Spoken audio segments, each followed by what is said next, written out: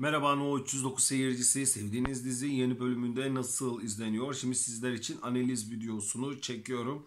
Sevdiğiniz dizinin genel olarak nasıl izlendiğini sayfama abone olarak takip edebilirsiniz arkadaşlar.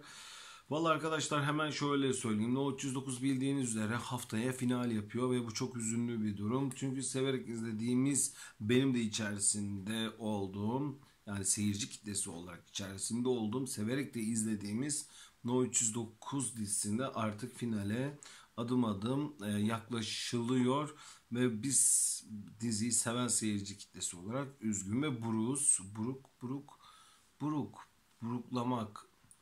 buruk, buruk muydu onun adı? Yine Google'a bakacağım arkadaşlar. Gerçekten bakın, bir daha ben bu videoları çekerken şeyde yapmıyorum arkadaşlar. Tekrar çekmiyorum. Olan neyse olduğu gibi çekiyorum. Buruk. Buruk olmak. Buruk.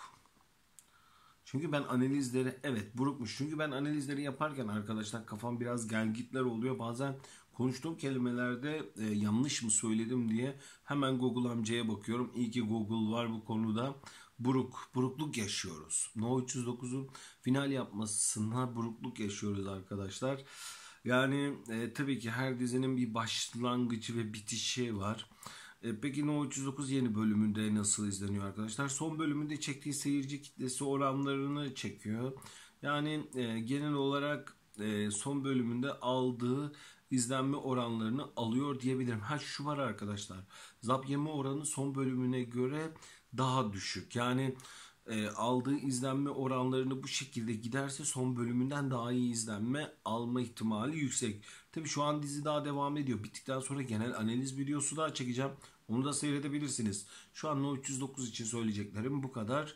Genel analiz videosunda görüşürüz. Allah'a emanet olun.